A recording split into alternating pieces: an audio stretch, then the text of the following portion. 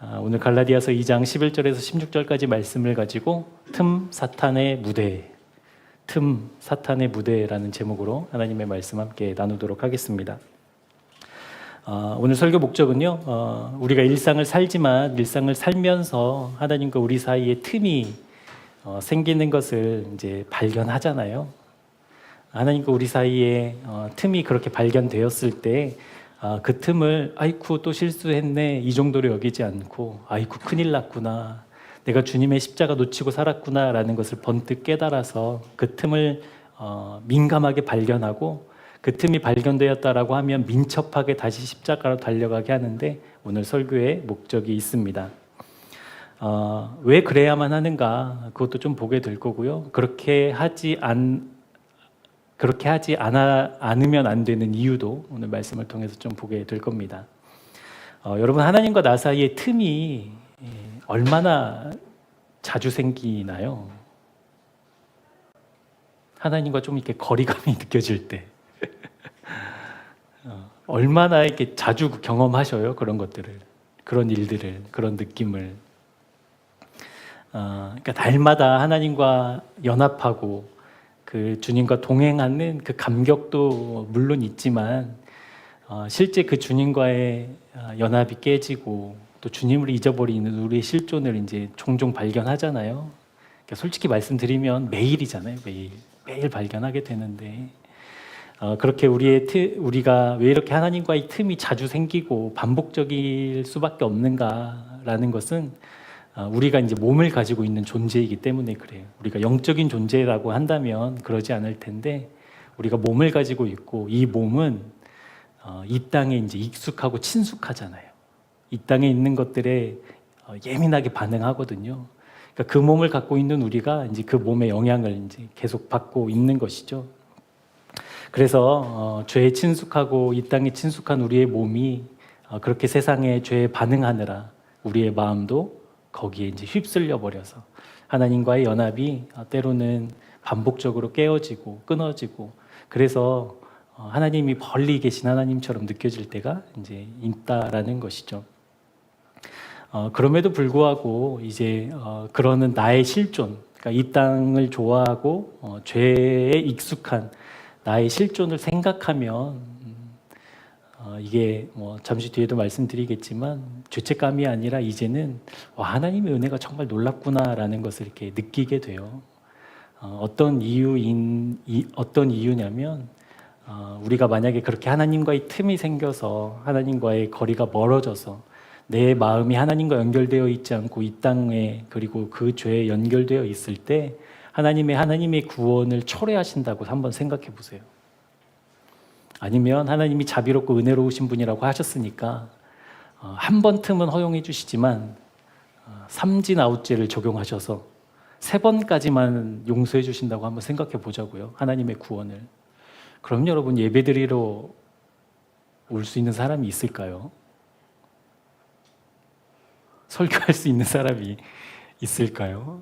아마 그랬다면 교회는 진작에 문 닫았을 겁니다. 그러니까 죄에 친숙하고 죄를 좋아하는 나의 존재가 분명하지만 그럼에도 불구하고 하나님의 사랑은 철회되지 않고 하나님의 사랑을 거두어 가시지 않는 그 하나님의 은혜가 그 연약함과 이 세상을 좋아하는 나의 실존, 하나님과 나 사이에 생긴 틈을 발견할 때마다 또한 발견하게 하시는 은혜인 것 같습니다. 여러분, 하나님과 우리 사이의 틈 오늘도 혹시 경험하셨나요? 말 안 해도 알아요. 여러분, 그러면 하나님과의 그런 틈이 생겼을 때 어떻게 하셨어요? 또 하나님 잊고 살았네. 또 하나님 생각도 못하고 의식도 못하고 살았네 라는 것을 깨달았을 때 여러분 어떻게 하셔요? 그런 적이 없지는 않을 텐데 그럴 때 여러분 어떻게 하시냐는 거예요. 실제로 복음이 그리고 예수 그리스도의 십자가가 실제되기 전에는 이제 저의 경험이에요. 저의 경험. 하나님 믿는다고 얘기했지만 교회도 다니고 뭐 청년부 임원으로도 활동도 하고 뭐 신학교 다니면서 전도사님이라는 호칭도 있고, 그럼에도 불구하고 하나님과의 틈이 생겼을 때 저에게 가장 먼저 다가오는 감정은 뭐였냐면 죄책감이었어요. 죄책감. 너 하나님 믿는다며? 너 뭐 회장이잖아. 전도사님이라고 불리잖아. 신학교 다니잖아. 신학생이잖아.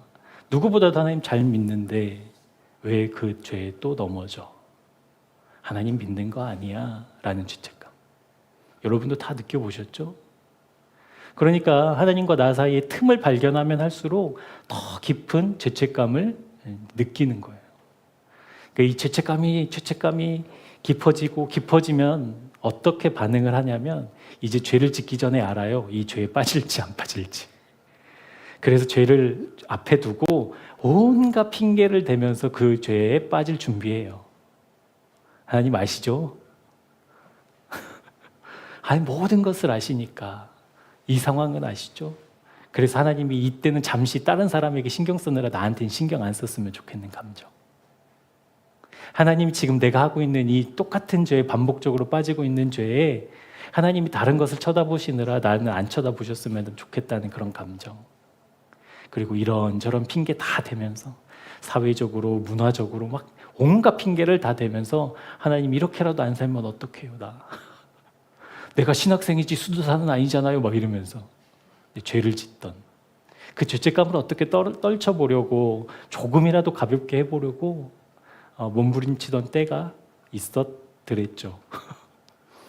그러니까 실제거든요. 그러니까 하나님이 우리를 사랑하시는 것도 분명하고 또 그런 사랑을 받고 있는 나인 것도 너무나도 잘 알겠고 그럼에도 불구하고 죄를 좋아하고 이 땅을 좋아해서 다시 또 짓지 말아야지 하지 말아야지 하는 죄에 또 반복하고 있는 나를 발견할 때마다 그 죄책감이 이루 말할 수 없는 그 비참함과 한심함이 꽤 오랜 시간 얽매여서 그것들과 같이 살았던 시간이었던 것 같습니다. 그런데 이제는 분명하게 압니다. 무엇을 분명하게 아냐면 그런 나임에도 불구하고 그렇게 죄를 지음에도 불구하고 하나님의 사랑은 언제나 그것보다 크다라는 것. 그러니까 내가 하나님께 약속하고 결심하고 다짐해서 때로는 금식까지 하면서 하나님이 이 죄 끊어버리고 싶어요. 이제는 안 할 거예요. 하나님 근심으로 살고 싶지 않아요. 라고 했지만 또 넘어지는 나를 바라볼 때 나는 자격 없어. 나는 그럴 수 없어. 내가 무슨 믿음의 사람이야 라고 스스로를 자책하더라도 그 자책보다 그 후회보다 하나님의 사랑이 언제나 컸다라는 것. 여러분 그거 실제되기를 주님의 이름으로 축복합니다. 하나님 사랑이 언제나 커요. 언제나. 내가 무슨 죄를 지었든지 간에 하나님의 사랑은 그 죄를 덮고도 남아요. 그 죄를 씻고 또 씻고도 남아요. 그러니까 그것이 분명해지니까 그것이 선명해지니까 이제는 죄를 이제 죄책감 없이 지어야지 이제 이런 거 아니고 그 사랑이 선명해지면 선명해질수록 제 마음에 어떠한 고백이 또 어떠한 반응이 나타나냐면 나를 이렇게까지 사랑해 주신 주님 더 사랑하고 싶다고. 이렇게 사랑해 주시는 그 하나님 내가 정말 제대로 잘 믿고 싶다고. 그 믿음의 선순환이 일어나더라고요. 여러분 그거 꼭 경험하셨으면 좋겠어요. 아마 누구에게도 말 못하는 그런 반복되는 죄들 우리에게 다 있거든요. 근데 그 죄를 떨쳐버리려고 몸부림치고 애써서 되는 게 아니더라고요. 그 죄를 짓고 있을 때 주님을 바라보는 것으로. 내가 그 죄를 다시 지어서 죄책감에 빠져 있을 때 이 죄책감을 보는 것이 아니라 지금 나를 바라보고 계시는 지금 그 어떤 것보다도 큰 사랑으로 날 사랑하고 계시는 주님께 눈을 드는 것. 그것으로 죄를 이길 수 있더라고요. 그 승리가 우리 모두의 일상 가운데 경험되어지는 은혜가 있었으면 좋겠습니다. 사랑하는 여러분, 우리의 일상 속에서 발견되는 영적인 틈이 있잖아요. 그 영적인 틈이 아까도 말씀드렸다시피 죄책감으로, 때로는 후회로, 때로는 비참함으로 우리에게 다가와요. 근데 여기에 빠져 있으면 오늘 설교의 제목처럼 그것이 틈이 되어서 사탄의 동무대에 이제 우리가 주연으로 서는 거예요. 사탄이 총괄 연출하는 그 죄의 뮤지컬에 내가 주연이 돼서 막 이제 놀아나게 되는 거예요. 그러니까 영적인 틈이 얼마나 무서운지 경계했으면 좋겠습니다. 실제 그 틈을 발견하는 거 이제 우리 과거에도 그랬고 오늘도 그랬고 아마 앞으로도 우리가 그 틈을 이제 겪지 않고는 살 수 없을 텐데 그 틈이 생겼을 때마다 주님의 사랑 기억하고 주님의 말씀 기억해내는 그 영적인 근육이 단련되어져서 사탄의 놀이개로 전락하지 않고 다시 십자가로 달려가는 주님의 사람들 되기를 주님의 이름으로 축복합니다. 그런데 이제 이 틈이 문제가 뭐냐면 틈이 아무에게나 다 보이지 않는다라는 거예요. 우리가 주일에도 함께 말씀 나눴지만 세상 사람들은 하나님과 틈을 의식하지 못해요. 그렇죠? 맞죠? 여러분 회사 사람들이 오늘 기도 안 했구나 이래요? 그러니까 세상 사람들은 흑암에 있기 때문에 내가 무엇에 걸려 넘어지는지조차 모르는 깜깜함에 놓여 있기 때문에 실제 하나님의 틈을 의식하지 못하고 살아요. 그러면 실제로 하나님과 틈이 생겼구나, 하나님을 내가 등지고 살았구나, 하나님 잊고 살았구나라는 것은 누구만 느낄 수 있어요? 알 수 있어요? 흑암 가운데 빛으로 오신 주님을 경험한 사람들. 아멘. 그러니까 빛을 봤으니까 이제 분별이 되거든요. 하나님과 관계가 멀어졌구나. 내가 또 세상에 빠져서 하나님 잊고 살았구나. 하나님 없는 존재 취급하고 살았구나. 이것은 은혜 받은 사람만 볼 수 있다라는 겁니다. 그렇기 때문에 우리가 그 은혜, 그 사랑을 받은 우리가 하나님과의 생긴 그 틈을 그냥 가벼이 여기거나 또 때로는 심각하게 느끼지 않아서 그냥 내버려 두는 그 실수, 그것을 멈추게 하는데 오늘 설교 목적도 있습니다.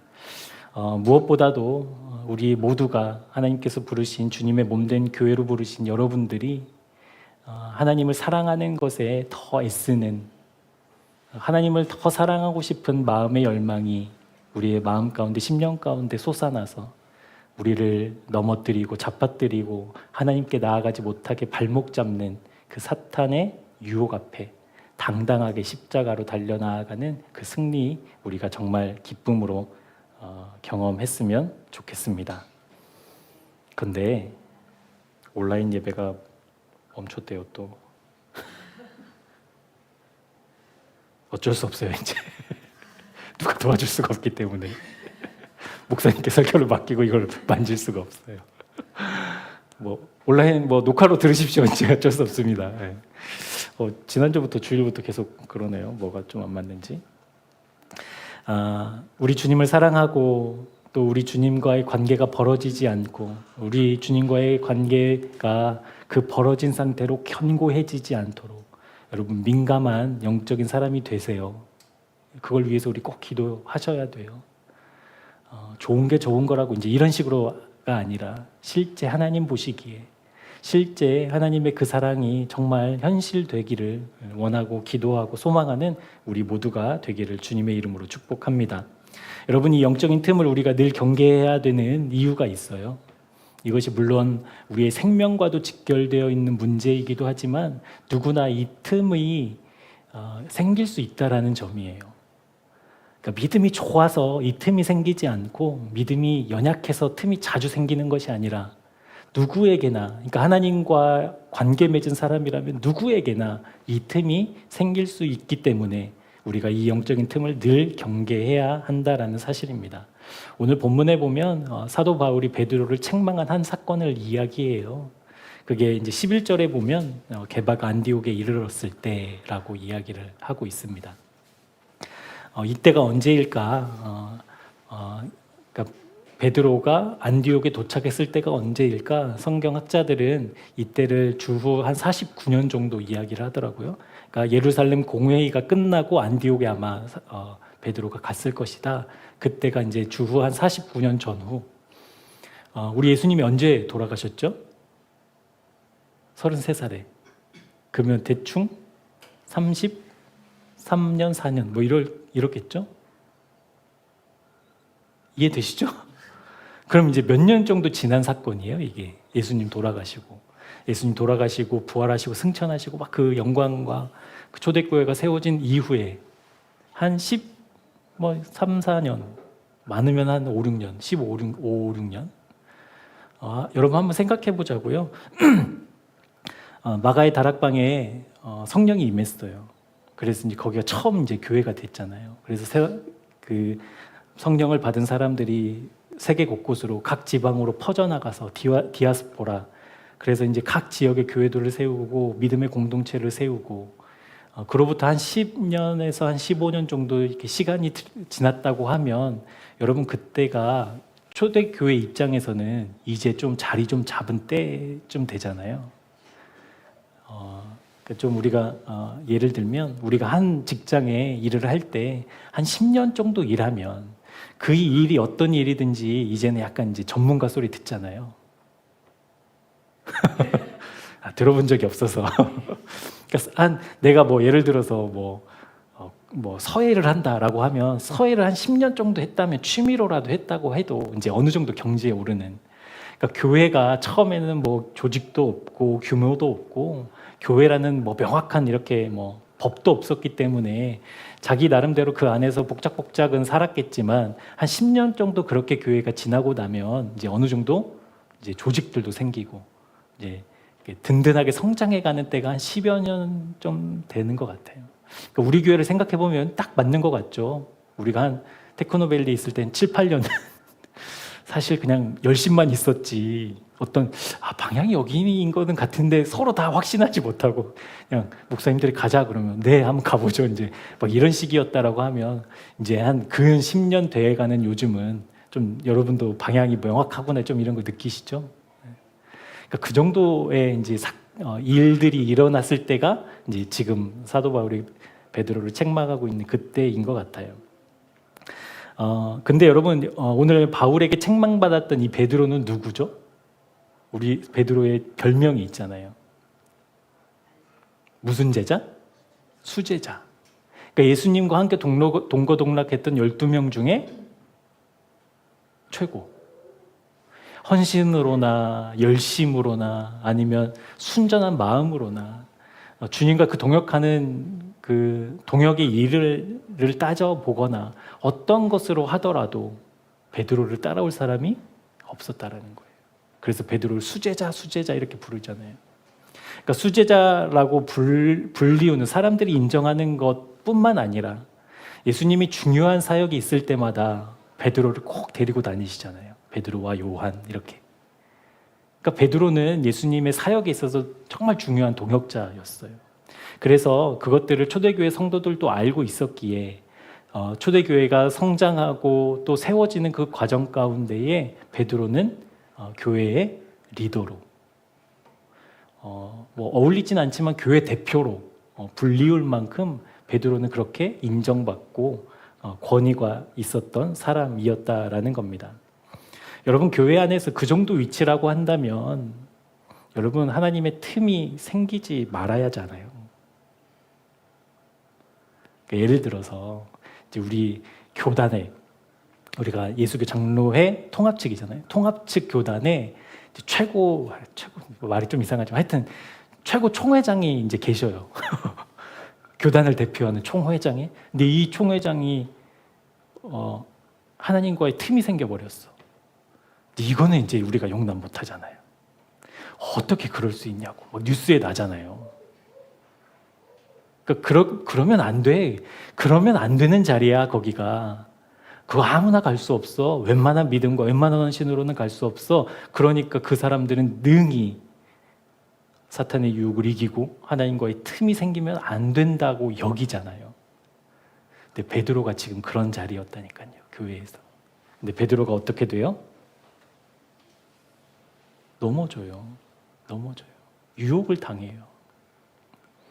그러니까 마땅히 그 정도 자리라면 그렇게 그 사람이 평소에 보여줬던 믿음의 수준이라고 한다면 하나님과의 틈이 생겼을 때 사탄의 유혹이 있었을 때 그것을 능히 이겨내고 당당하게 봐라 믿음은 이런 것이다 라고 선언해야 될 그 베드로가 오늘 유혹에 빠져버렸다라는 거예요. 그러니까 우리도 그 틈을 경계해야 돼요. 민감하게. 와, 하나님과의 관계가 틀어졌구나. 와, 하나님 잊어버렸구나. 와, 하나님 내 삶에 중심되지 않고 변두리에 또 앉아 계시는구나. 민감하고 민첩하게 발견해내는 우리 새생명교회 교우들 되기를 주님의 이름으로 축복합니다. 그러니까 분명한 것은 이 영적인 틈, 이것은 믿음의 연륜과는 상관없이 나타난다는 거예요. 우리 말씀 한번 읽어볼게요. 12절부터 14절까지 말씀입니다. 우리 함께 한 목소리로 읽겠습니다. 시작.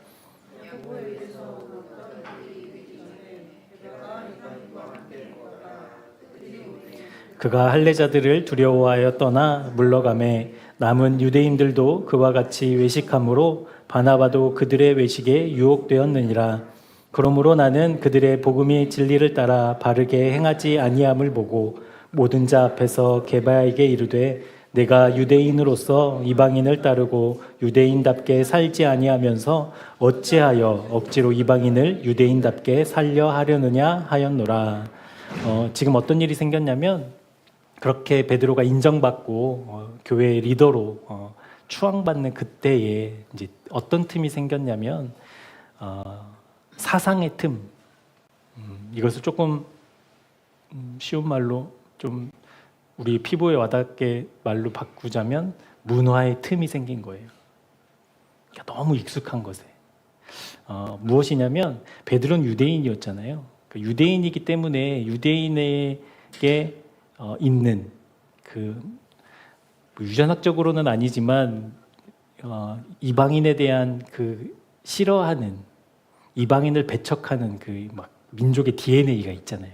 그러니까 그게 이제 자연스럽게 베드로에게도 있었다라는 것이죠.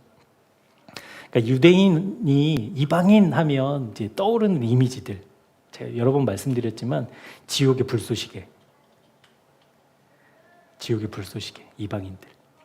그런 이제 판단들이 있었다라는 거예요. 그러니까 하나님과 베드로 사이에 지금 이것이 왜 틈이 되었을까? 왜 자연스러운 일이 왜 틈이 되었을까? 이것을 한번 보려고 합니다. 먼저는 베드로가 유대인으로서 이방인을 배척하는 사역을 한 건 아니었어요. 실제로 하나님께서 베드로에게 베푸신 은혜가 있었거든요. 어떤 은혜가 있었냐면 고넬료를 만나게 하셔요. 이방인 백부장. 베드로가 이렇게 기도하러 옥상에 올라가서 기도하는데 이제 하늘로부터 환상이 보여요. 어떤 환상이 보이냐면 큰 보자기가 네 기퉁이가 묶여서 하늘에서 이렇게 쭉 내려오는 거예요. 그래서 그 안을 살펴봤더니 온갖 짐승이 있어요. 하늘에서 소리가 나요. 그것을 먹으라고, 잡아먹으라고. 그런데 보니까 율법에서는 금지하고 있는 부정한 짐승들이 그 안에 있었던 거예요.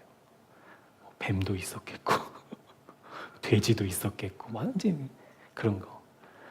그런데 자기는 하나님을 믿는 사람이니까 율법을 지키는 사람이니까 하나님 이건 율법으로 금지한 부정한 동물이에요. 그래서 저 이거 먹을 수 없어요. 이제 이렇게 말하거든요. 그러니까 하늘에서 두 번째 소리가 나요. 어떤 소리가 나냐면 하나님이 거룩하다고 하나님이 깨끗하다고 말한 것을 네가 무슨 권리로 무슨 자격으로 더럽다고 말하느냐라는 책망을 들어요. 그러니까 이 환상을 보고 베드로가 누구를 만나냐면 이제 고넬료를 만나요. 그러니까 보통의 사람이라면 이제 알아듣죠. 고넬료가 왜 이방인이 왜 유대인을 만나려고 하는지, 그리고 유대인인 내가 이방인을 왜 만나야 되는지 이제 알죠. 그래서 고넬료를 만나요. 만나고 복음을 전하고 고넬료와 고넬료 가족들, 친척들까지도 이제 세례를 받고 하나님을 믿는 그 놀라운 사역 역사가 이제 베드로가 경험한 역사였거든요. 베드로가 이 일을 겪으면서 하나님이 깨닫게 하신 하나님의 마음, 그러니까 자기 안에는 DNA적으로라고 말할 만큼 이방인에 대한 혐오감이 있었는데 이것들을 깨뜨리는 지금 이 경험을 하게 된 거예요. 그래서 베드로가 자기가 이 일을 겪으면서 깨달은 바를 사도행전 10장에 기록하고 있습니다. 우리 말씀 한번 찾아볼게요. 사도행전 10장 34절 35절.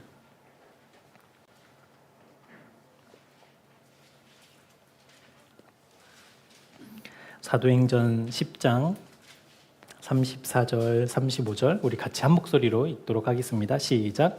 베드로가 입을 열어 말하되 내가 참으로 하나님은 사람의 외모를 보지 아니하시고 각 나라 중 하나님을 경외하며 의를 행하는 사람은 다 받으시는 줄 깨달았도다. 이걸 좀 줄이면 참으로 깨달았다라는 거예요. 와, 정말이구나. 하나님은 이방인이라고 모른다 하시지 않고, 하나님은 유대인이라고 다 귀하다 여기시지 않고, 와, 하나님을 경외하고 의를 행하는 사람들은 하나님은 차별 없이 다 구원하시네 라는 것을 진정 깨달았다라는 거예요. 그러니까 지금 이 이방인에 대한 자기의 관습, 자기의 문화가 이 고넬료의 사건을 통해서 이제 깨어지게 해주신 거잖아요. 그러니까 여러분, 이게 얼마나 큰 은혜예요. 얼마나 큰 은혜예요. 그리고는 베드로가 고백한 것처럼 이것이 그냥 자기의 의지적이거나 지식적인 깨달음이 아니라 참으로 깨달았다. 그러니까 그 일을 통해서 정말 하나님의 마음을 이제 본 거예요, 베드로는. 그러니까 분명히 하나님은 차별하지 않으시는 인족과 종족과 지위 고하를 막론하고 남녀노소를 막론하고 하나님을 사랑하고 하나님을 경외하는 사람이라고 하면 누구나 구원하시는 그 하나님을 실제로 본 거예요, 베드로. 그런데 오늘 안디옥에서 일어난 일을 보십시오. 하나님께서 깨닫게 하신 그 차별 없으신 사랑의 하나님을 지금 베드로는 어떻게 대우하고 있어요? 이제 모른다 하고 있는 거예요. 모른다. 그러니까 차별 없이 구원하시는 그 하나님의 은혜로 자기가 유대인인 내가 지금 감히 상상할 수도 없을 만큼 이방인과 한 식사 자리를 하고 있는데 그 감격 여러분 어떻겠어요? 그러니까 독립운동가 후손이 일제강점기에 친일파 후손과 함께 만찬을 해. 근데 이게 막 억지로가 아니라 그냥 봐줘. 네가 잘못한 게 뭐가 있니? 너의 조상이 잘못했지. 내가 잘한 게 뭐가 있니? 우리 선조들이 잘했지. 이러면서 그냥 우리 사이좋게 지내. 막 그 사랑과 화합의 그 감격들이 있지 않았겠어요? 와, 이게 된다고? 그러니까 문화적으로는 체험적으로는 내 본능적으로는 이방인이라면 같이 식사 안 하는 게 맞는데 와, 이게 된다고? 그 감격이 있었다라는 거예요. 그런데 그때 야고보와 함께하던 유대인들이 찾아와요. 유대인들이 온다는 소식을 듣고 베드로가 어떻게 해요? 성경에 보면 두려워했대요. 무엇을 두려워했을까요? 이제 계산이 탁탁탁탁 돌아갔던 거예요. 무슨 계산이냐면 유대인이 이방인과 같이 식사를 한다라는 것은 결례거든요. 율법을 어긴 것. 그러면 결례가 되면 자동적으로 따라오는 것이 이제 사회적인 비난, 손가락질, 뭐 때로는 더 심하면 이제 출교까지도 이제 각오해야 되는 그 두려움이 이제 덜컥 밀려온 거예요. 그리고 그 유대인들이 자기를 비난하고 조롱할 걸 너무나도 잘 알았어요, 베드로는. 그래서 두려움이 덜컥 밀려왔어요. 우리 12절 말씀, 우리 본문 12절입니다. 12절 말씀 같이 한번 읽어볼게요. 시작. 야고보에게서 온 어떤 이들이 이르기 전에 게바가 이방인과 함께 먹다가 그들이 오매 그가 할례자들을 두려워하여 떠나 물러가매. 그러니까 베드로의 마음에 하나님의 은혜도 분명히 있었고 그 감격도 분명히 있었는데 또 한 가지, 나에게 너무나도 익숙해서 있는지조차 몰랐던 그 문화적인 틈, 이 관습적인 틈, 내가 반복적으로 들었고 배웠고 살았던 그 습관들, 이런 게 유대인들이 온다는 소식을 듣고 벌컥 튀어나온 거예요, 자기 안에서. 그렇게 해서 어떻게 했어요? 식사하고 있는 이방인들을, 우리 밥 먹다가 누가 갑자기 그냥 가버리면, 오늘 오현주 집사님하고 점심 먹었는데 점심 먹고 뭐 아무 말도 안 하고 그냥 뛰쳐나가면 제가 오현주 집사님이 예배 드릴 때 목사님 너무 좋다 이러시겠어요? 아니면 저 인간 저거 다시는 밥 사주나 봐라 이러겠어요? 후자잖아요. 그러니까 함께 이방인과 유대인이 주님 안에서 복음 안에서 십자가 안에서 아름답게 식사하고 있는 그때 틈이 생기니까 그 판을 다 깨버렸다는 거예요. 우리 13절 말씀도 같이 한번 읽어볼게요. 시작. 남은 유대인들도 그와 같이 외식함으로 바나바도 그들의 외식에 유혹되었느니라. 그러니까 베드로가 그냥 베드로가 아니라니까요. 베드로가 그렇게 이방인을 버리고 떠나가니까 와, 유대인 그리스도인들은 와, 이방인과 식사할 때는 예외가 되는구나. 유대 사회에서 손가락질 당할 때는 가차없이 이방인들 버리고 가면 되는구나, 이렇게 배웠다라는 거예요. 그 베드로의 사건을 통해서 유대인들이. 그러니까 그 유대인들이 또 그걸 배운 대로 잘 살았나 봐요. 그렇게 이제 뭐 비난받을 일, 뭐 그럴 때 있으면 나는 유대인인 척하고 막 이렇게 살았나 봐요. 그래서 누가? 바나바가 거기에 유혹이 돼버렸어요. 여러분, 베드로에게 생긴 영적인 틈은 함께 식사를 했던 유대인들 뿐만 아니라 함께 하나님의 나라를 위해서 동역해야 될 동역자 바나바에게도 영향을 미칩니다. 이 영적인 틈이 생겼을 때 우리가 이것을 민감하고 민첩하게 반응해야 된다고 설교 목적으로 말씀을 드렸지만, 왜 그러냐면 이 영적인 틈이 나는 물론이거니와 내가 속해 있는 믿음의 공동체에도 틈을 만들어내기 때문이라는 거예요. 그러니까 나로 끝나면 내가 조심하면 되는데 나로 끝나지 않는다라는 거예요. 그러니까 내가 영적인 틈에 빠져버리면, 그렇게 사탄의 유혹에 빠져서 사탄의 놀이개로 놀아나면 그 영향력은 교회로 퍼진다라는 거예요. 이 일을 사도 바울이 알게 되었어요. 이제 듣게 되었나 보죠. 그래서 베드로가 저지른 실수를 이제 베드로니까 이거잖아요. 이제 교회 이거니까 최고니까 이제 바울이 자기는 믿은 지 이제 한 10여 년밖에 안 됐으니까 이제 조용히 있다가 이건 아무리 봐도 영적인 양심에 찔려서 안 되겠다라고 해서 베드로를 조용히 찾아가서 얘기하면 되잖아요.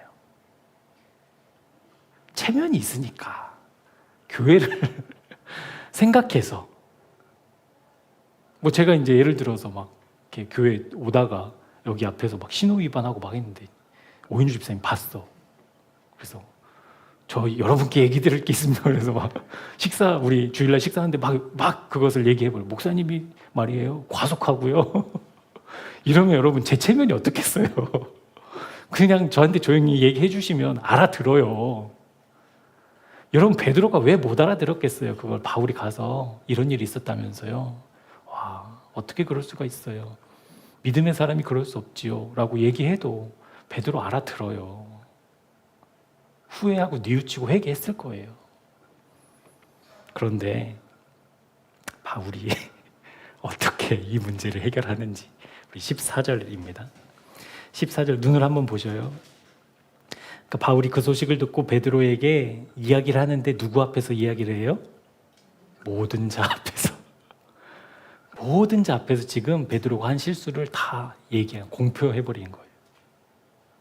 그러니까 다시 말해서 안디옥 교회에 이 사건을 공론화시켰다라는 거예요. 공론화. 이렇게 행동한 이유가 있습니다. 이유. 우리가 반복적으로 계속 듣고 있지만 여러분, 교회는 뭐예요? 교회. 그리스도의 몸. 그러니까 교회의 머리는 그리스도예요. 예수 그리스도. 예수 그리스도의 몸인 우리는 언제나 주님과 연결되어 있어야 돼요. 맞죠? 그런데 베드로가 보여준 그 실수, 틈, 이거는 하나님과 예수 그리스도와의 관계가 끊어졌다는 증거잖아요.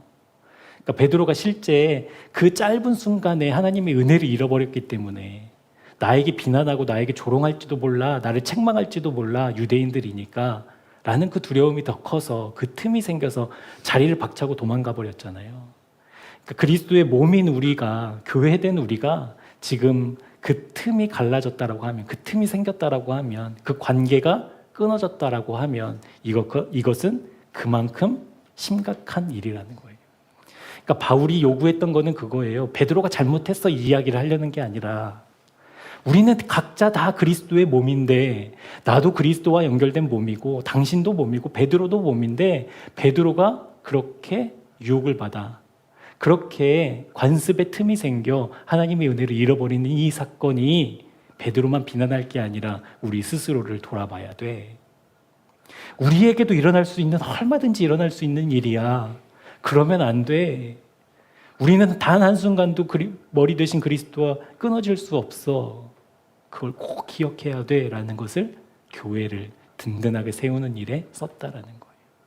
그래서 공표했다는 거예요. 한번 생각해 봤어요. 무슨 생각이냐면, 와, 베드로가 어땠을까?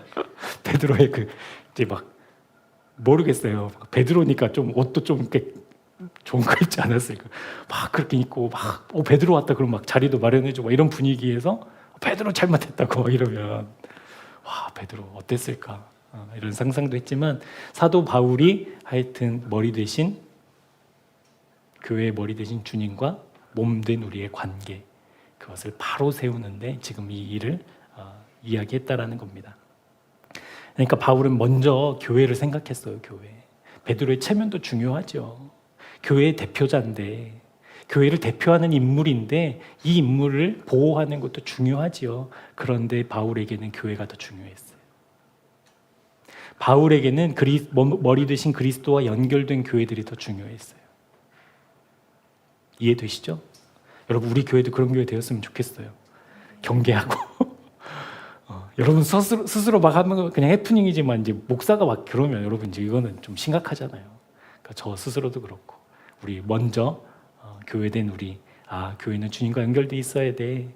그것을 가장 먼저 생각하고 또 돌이켜야 되면 부끄럽고 염치 없는 거 뒤로 하고 하나님 앞에서 정직하게 또 되돌아서서 그 십자가를 향해서는 은혜가 있었으면 좋겠습니다. 두 번째 이유는 바울이 베드로를 향해서 온 교회 앞에서 이야기했던 두 번째 이유는 이것은 단순한 해프닝이 아니라 예수 그리스도의 구원에 관한 심각한 오해를 불러일으킬 수 있다는 문제로 보았기 때문이에요. 우리 16절 말씀 한번 볼게요. 16절입니다. 시작. 사람이 의롭게 되는 것은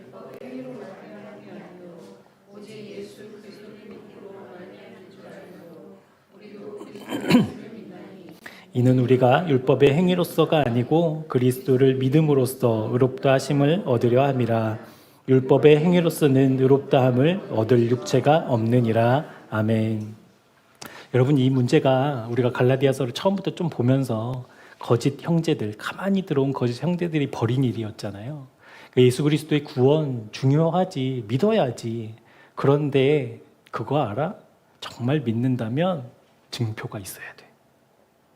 이걸 이제 계속 갈라디아 교인들에게 주입했고, 그래서 갈라디아 교인들은 율법주의에 빠지고, 그래서 교인이 되려면 할례를 받지 않고서는 교인이 될 수 없는 이제 그런 문제들을 계속 겪으면서 지금 이 문제 역시도 이제 그렇다라는 거예요. 베드로가 구원을 받아서 하나님의 은혜를 경험해서 이방인들과 함께 살 수 있었지만 그 은혜와 감격이 이제 싹 사라져 버리는, 다 잃어버리게 되는 그 안타까운 사건을 이야기하면서 예수 그리스도의 구원이 과연 무엇인가? 하나님이 우리를 어떻게 구원하셨는가? 어떻게 구원해 주시는가에 대한 분명한 신학적인 기준을 다시 세웠다라는 거예요. 그러니까 갈라디아 교인들에게도 외치는 소리였고 안디옥 교회 교인들에게도 외치는 소리였어요. 우리가 무엇을 행하느냐가 아니라 우리는 믿음으로만 구원받아. 믿음으로만 구원받아. 이것이 잘 믿기지 않지? 알아. 그런데 오직 구원은 믿음으로만 받는 거야 라는 것을 다시 이야기하고 있다는 거예요. 이 일을 통해 사도 바울은 분명하고 또 명확하고 선명하게 선포합니다. 무엇을 선포하냐면 우리의 구원은 우리의 조건이나 우리의 자격으로 받는 게 아니에요.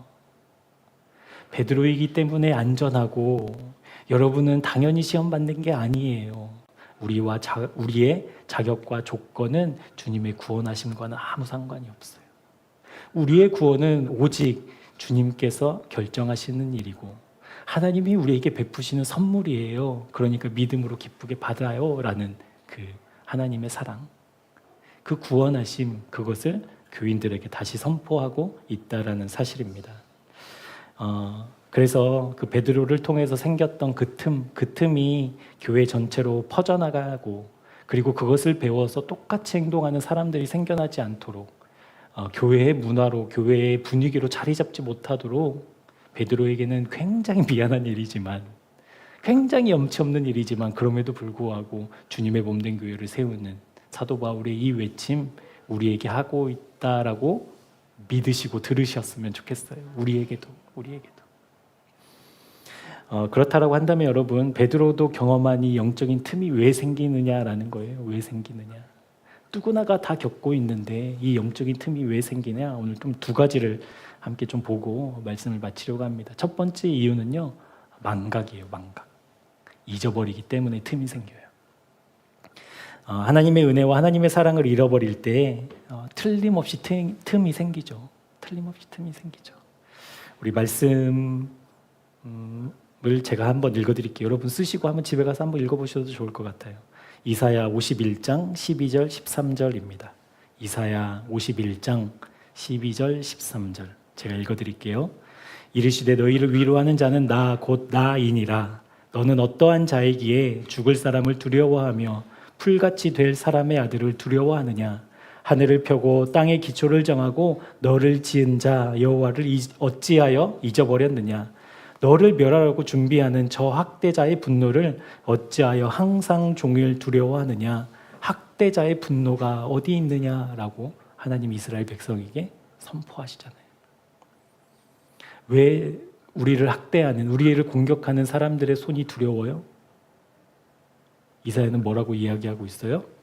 어찌하여 잊어버렸느냐. 온 우주를, 온 세상을, 온 만물을 주관하시고 다스리시는 그 하나님을 잊어버렸을 때 두려워진다라는 거예요. 그게 틈이 된다라는 거예요. 하나님을 잃어버렸을 때. 내가 어떻게 구원받았지?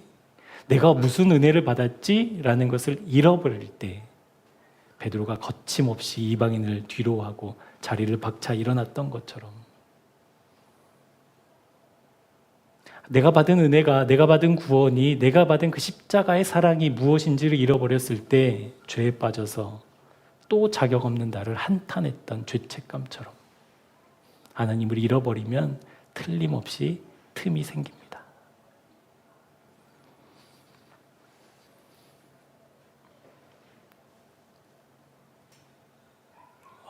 그러니까 유대인들이 지금 안디옥에 도착한다, 야고보와 함께 있던 사람들이다라는 소리를 듣고 덜컥 두려움이 생겨서 그 틈이 하나님의 은혜를 싹 사라지게 했다라는 거예요. 그러니 민감해야 되겠어요? 둔감해야 되겠어요? 느릿느릿해도 되겠어요? 민첩해야 되겠어요? 틈이 생겼을 때. 여러분, 그것이 실력이거든요. 믿음의 실력, 영적인 실력. 그러니까 하나님이 우리에게 너 몇 번 빠졌지? 지금 틈이 몇 번 생겼지? 이걸로 서운해하시지 않아요. 틈에 빠졌음에도 불구하고 괜찮다고, 틈이 빠졌음에도 불구하고 나는 모른다고, 이걸 서운해하시지 않겠어요? 그러니까 민첩하게, 민감하게 반응해서 하나님의 은혜를 잃어버렸을 때 아이쿠 내가 또 무슨 정신으로 산 거야? 아이쿠 내가 또 무슨 힘으로 산 거야? 주님께 다시 돌아가. 그 어떤 일을 하고 있던지 그때 생각나면 무릎 꿇을 수 있으면 꿇고, 두 손 모을 수 있으면 모으고, 눈을 감을 수 있으면 감고, 그것도 안 되면 마음속으로 간절히 주님, 내가 주님 떠나 있었군요. 다시 주님께로 돌아가기 원합니다. 날 받아주십시오. 라는 그 기도 꼭 드렸으면 좋겠습니다. 그래서 내 컨디션이 아니라 내 상황에, 내 기분에 따라 좋아지고 싫어지는 하나님이 아니라 언제나 나를 사랑하시고 언제나 나를 하나님의 백성으로 삼으시려고 쉬지도 졸지도 않으시고 성실하게 일하시는 그 하나님 날마다 기억함으로 그 영적인 틈, 사탄의 무대 만들어주지 맙시다. 두 번째 이유는요, 틈이 생기는 두 번째 이유는 게으름 때문이에요. 게으름. 게으름이 왜 생기는가를 보면 이게 이제 익숙함이랑 연결되어 있거든요. 그러니까 나에게 익숙해지면 이제 게을러져요, 사람은. 히브리서 2장 1절입니다. 이것도 여러분 집에 가서 한번 읽어보세요. 히브리서 2장 1절. 그러므로 우리는 들은 것에 더욱 유념함으로 우리가 흘려 떠내려가지 않도록 함이 마땅하니라. 다시 한번요. 그러므로 우리는 들은 것에 더욱 유념함으로 우리가 흘려 떠내려가지 않도록 함이 마땅하니라. 아멘. 그러니까 우리가 들었던 것에 유념한데요. 이 유념한다라는 헬라어 단어의 원어적인 의미는 배가 항구에 정박하다, 닻을 내리다라는 뜻이거든요. 그러니까 바다가 잔잔해요, 고요해요, 하늘은 파래요. 그런데 배가 그 항구에 머물러 있으면 닻을 안 내려도 될 것 같고, 뭐 그 밧줄을 안 묶어놔도 떠내려갈 일이 없어라고 생각하는 모든 분위기임에도 불구하고 배는 반드시 항구에 정박할 때 묶어두거나 닻을 내려 떠내려가지 않게 해야 된다는 거예요. 우리의 마음의 자세가 그렇다는 거예요. 아무런 문제가 없어요. 너무 평안하고 너무 좋아 다. 그때 우리의 마음이 주님께 가 있지 않게 만든다는 거예요. 그 익숙함이, 그 좋음이, 그 편안함이 하나님을 잊어버리게 만든다는 거예요. 그러니까 닻을 내리고, 주님께 닻을 내리고, 내가 어디에 서 있는가, 내가 어디에 묶여 있는가를 끊임없이 살펴야만, 끊임없이 점검해야만, 아무리 좋은 잔잔한 풍랑과 선선한 바람이 부는 그 가을 제주도 항구 어느 곳에 놓여있는 커다란 요트가 내 마음의 상태가 아니라, 그 요트가 안전하려면, 불현듯 불어오는 바람에 떠내려가지 않으려면, 불현듯 내 마음에 솟구쳐 오르는 틈에 내가 휘둘리지 않으려면, 그때에도 내 마음은 십자가에 묶여 있어야 돼요. 그걸 히브리서 2장 1절에 얘기하고 있는 거거든요. 유념하라고, 유념하라고. 사랑하는 여러분, 인간적인 계산보다도 우리 주님의 교회를 먼저 생각하는 우리 모두가 되었으면 좋겠어요. 교회를 세우는 거라고 한다면 그 아픔까지도 하나님 쓰실 거거든요. 그 민망함까지도 하나님이 치유해 주실 거거든요. 그 염치 없어서 부끄러워하는 그 순간도 하나님의 역사 속에, 하나님의 섭리 가운데 두실 거거든요. 그러니까 가장 먼저 주님의 교회 생각하는 여러분 되었으면 좋겠습니다. 또 하나는 우리 너무 틈을 만만히 보지 말자고요.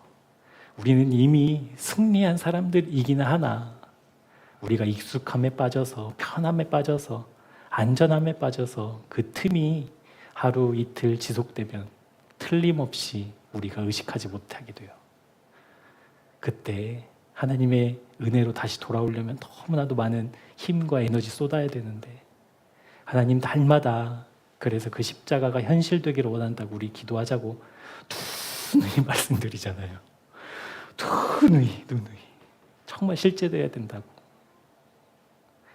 그러니까 되고 안 되고의 문제는 모르겠고 정말 하나님 실제되고 싶다고.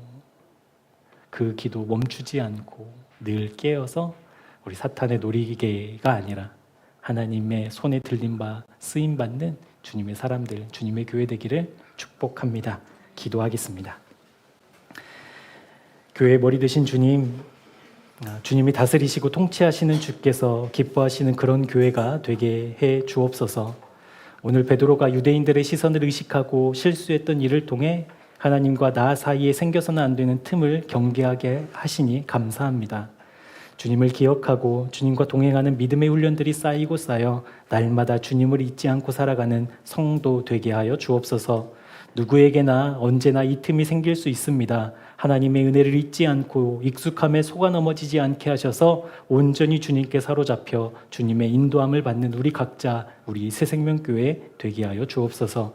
예수 그리스도의 이름으로 간절히 기도합니다. 아멘.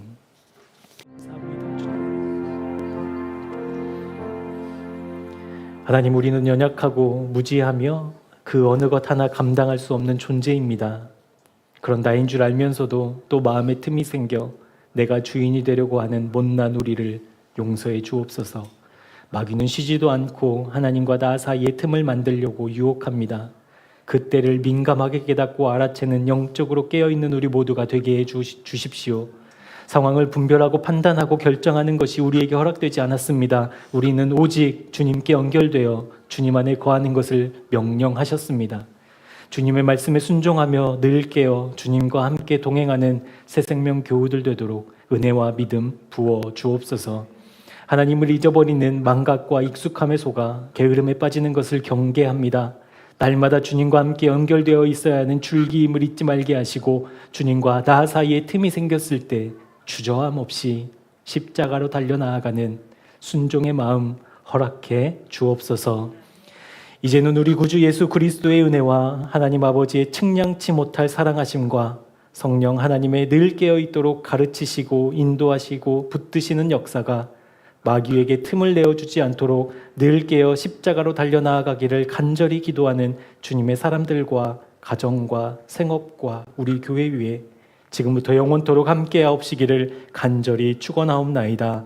아멘.